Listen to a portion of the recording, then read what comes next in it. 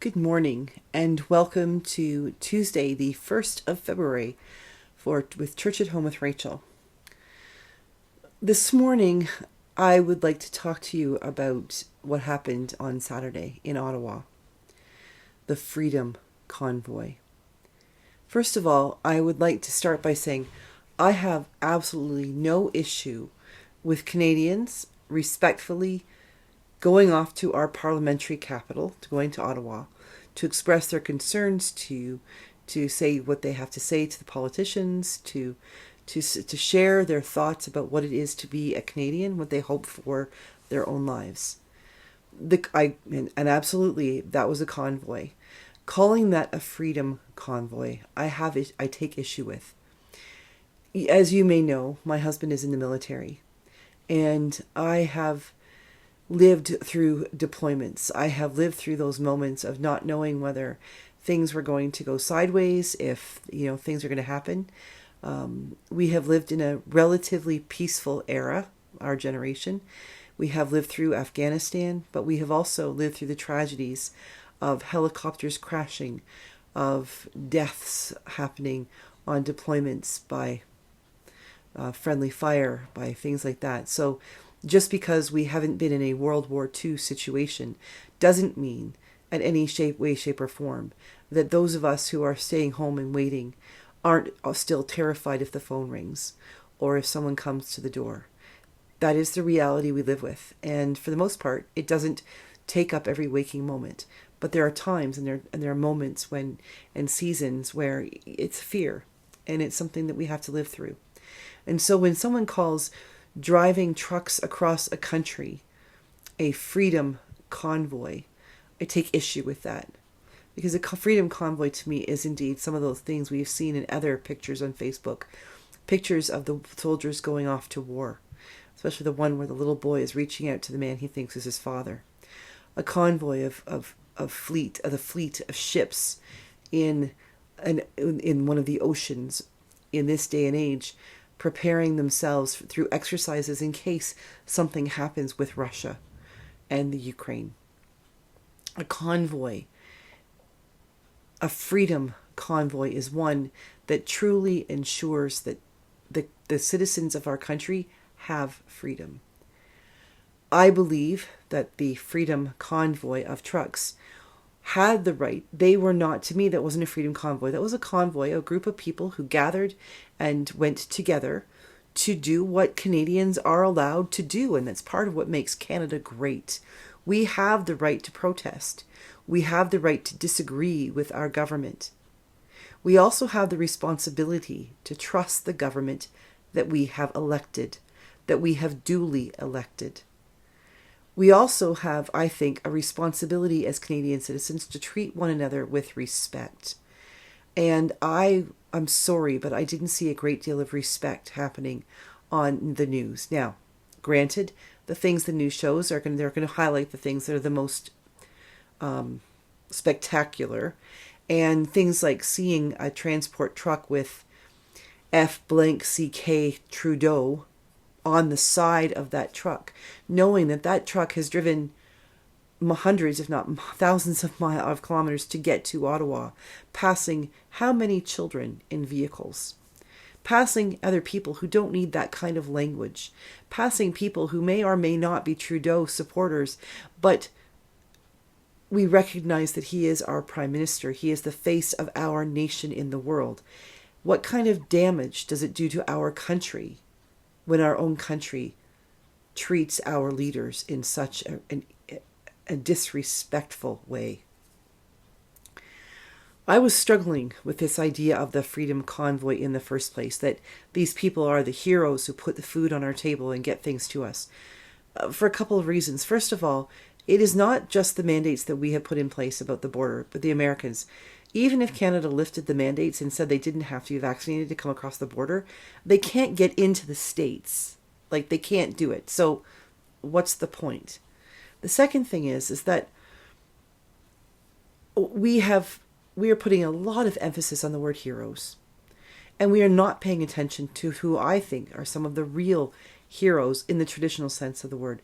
The doctors and nurses and the staff, the custodians, the people who take care of the technicians, the people who take care of our hospitals and have managed our healthcare system to the best of their ability, including the Canadian Armed Forces members who have gone into nursing homes and long-term care facilities and now into hospitals to assist in saving lives. To me, in my mind, a hero is someone who saves a life. We have food in our country, and we can figure out ways to get it to the table. We can figure out how to get it onto the grocery shelves. We can do that. And yes, these are people who are putting themselves at risk by being out and about. They are out there integrating with people, working with people who may or may not be passing on the COVID-19 virus to them, and yet they are doing the job. And I say thank you for that. I really do. And I thank the stock boys who stock the shelves and the clerks who check out the stuff at the grocery store and the people who clean the grocery stores and the teachers who have had to go into places with minimal PPE at times and had to face children who couldn't be vaccinated for the longest time, who carry with them that virus and the flu and every other thing that teachers face all the time when they're going about their jobs. This idea that the truckers are the true heroes of this pandemic, yes, they have done an admirable job, and that is fantastic, and I appreciate that. I really do. The same way as I appreciate those who work in the oil fields. Like my cousin Trevor said, if we didn't have the people working in the oil fields and things like that, we wouldn't have the natural gas and the oils to heat our homes in this brutally cold winter. And so, yes, I thank you all for going to work and doing your jobs the same way as the teachers have gone to work to do their jobs and the attendants at gas stations have gone to work to do their jobs. If we want to talk about heroes in that sense, then I would hazard a guess that there aren't any people in Canada that really aren't heroes in this pandemic. They're all heroes. What about the parent who is told you have to work from home and realize that they're working from home, but their kids are online learning and they are now responsible for doing their work during their work day, which often coincides with the school day for children, and trying to be both parent and teacher and worker for their job at the same time? Or what about those parents who weren't able to work from home, who had to go to work, knowing that there were no daycares open or available for their kids who normally wouldn't go to daycare because they're now learning from home? What about those parents who had to figure out what they were going to do to help their children to have online learning while they had to go to work? And those parents who had to figure out how they were going to help their child have online learning when they didn't have sufficient computer technology at home to do that. The heroes in this pandemic can be spoken of in my mind in two separate ways. There are the true heroes, those men and women who have walked into hospitals, who have faced this COVID that is so highly contagious, who have been sick themselves and yet dragged themselves into work, those who have panicked because they knew they shouldn't go to work because they could pass it on to another and were concerned about what they were doing, the people who didn't have enough PPE and yet worked overtime, double shifts, those who weren't even able to go home in the first couple of waves because they couldn't risk giving all of these germs and this virus to their own family. To me, those are the heroes because they didn't just do their job. They went above and beyond. They did more than anyone had ever asked of them before. I don't believe that we are asking anything more of our truckers. We're not asking anything more of grocery store clerks or the Tim Hortons cashier. We're not asking anything more of them than they do their job and do it safely, which we're all trying to do. And I do believe that means getting vaccinated. Because yes, while we can still, those of us who are vaccinated and boosted, we can still pick up the virus and hence then give it to others. At least if we're all vaccinated, we have less of a chance of becoming so ill that we end up in the hospitals putting pressure on those real heroes that are the doctors and nurses and x-ray technicians and the blood techs and all of the people in the labs and the custodians who are cleaning up those messes of things that are laden with COVID-19 virus. Yes, the truckers had every right to go to Ottawa to protest. They did. But I think that it should have been done in a manner that said to the world that what we're saying is serious, that we aren't lunatics, we're not a fringe group. We have honest concerns, and we would like honest conversation and honest solutions. But what I saw didn't look like that. Yes, there were lots and lots of people who were reaching out for trying to do the right thing in the right way.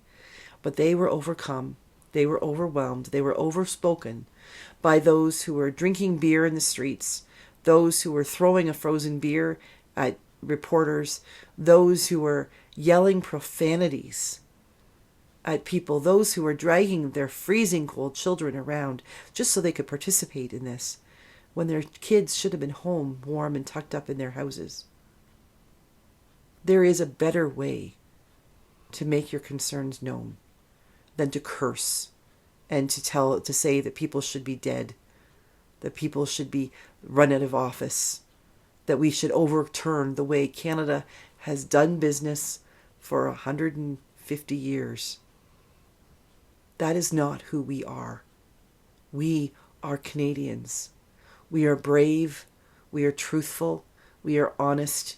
We have integrity. We treat one another with respect.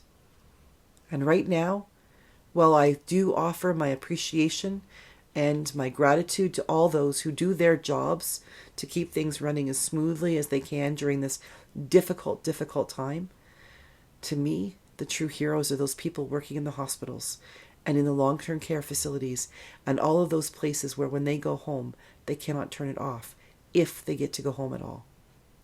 So to all of you, thank you. God bless you. And when you come out of this, may you come out with your spirit and your minds intact.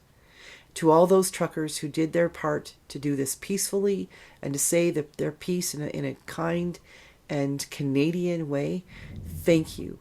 I appreciate you too. And to all of those who reached out to be filthy, to be angry, to throw stones, metaphorically, to show the world that Canada isn't the place that we should be because we aren't the way that you want us to be, I invite you to rethink what it is to be a Canadian. I am proud to be a Canadian. I am proud to be a priest in this country.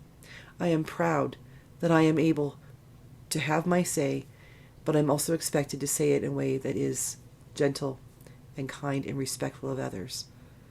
And if you find that this has not been a respectful video, then I do apologize. But I also pray that we will find a way to work together to show the world what it truly is to be Canadian. God bless you. Have a wonderful day. I'll see you again tomorrow for Church at Home with Rachael.